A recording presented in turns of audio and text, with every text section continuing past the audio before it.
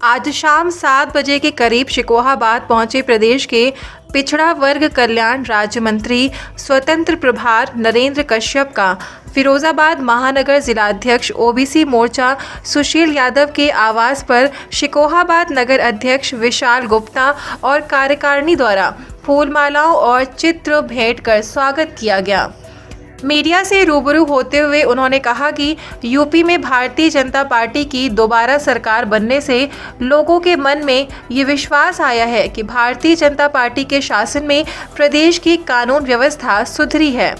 उत्तर प्रदेश में भारतीय जनता पार्टी की दूसरी सरकार बनने के बाद प्रदेश की जनता के मनों में और भी बदलाव आया है। खासतौर से प्रदेश के माननीय मुख्यमंत्री योगी आदित्यनाथ जी के नेतृत्व में चलने वाली सरकार में हुए विकास कार्यों से कानून व्यवस्था को बेहतर करना, अपराध पर नियंत्रण करना, बिजली के प्रबंधन को बेहतर करना, गांव गरीब की दशा को परिवर्तित करना, बहुत सारे काम भारतीय जनता पार्टी की सरकार में ऐसे हुए हैं जिससे रामपुर और आजमगढ़ जैसी लोकसभा की सीटों पर भारतीय जनता पार्टी को कामयाबी मिली है।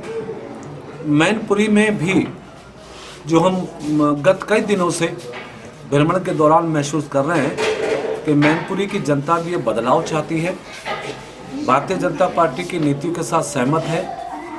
और मुझे लगता है कि इस बार मैनपुरी में भी भारतीय जनता पार्टी के अधिकृत प्रत्याशी रघुराज साक्य जी भारी मतों से चुनाव जीतने वाले हैं।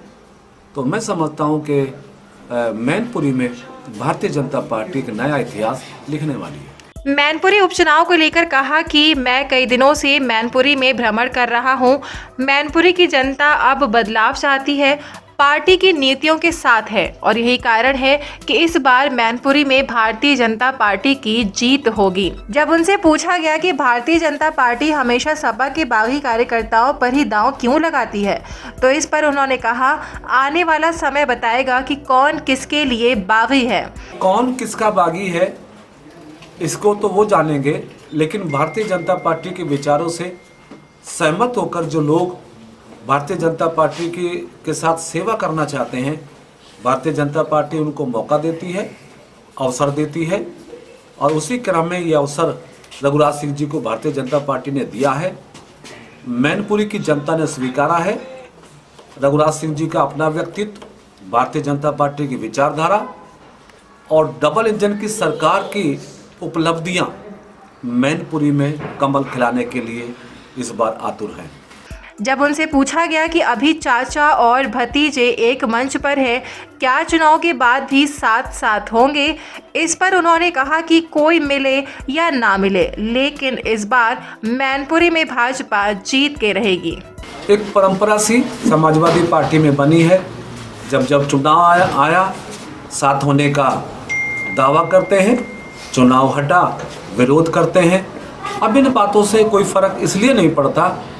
2019 लोकसभा का चुनाव, सपा बसपा आरएलडी का अलायंस, तब भी भारतीय जनता पार्टी ने 64 सीटें जीती। 2022 विधानसभा का चुनाव, इसमें समाजवादी पार्टी, ओम प्रकाश राजभर जी की पार्टी, आरएलडी, तमाम दल इकट्ठा होकर बड़ा दावा कर रहे थे कि हम 400 जीतेंगे।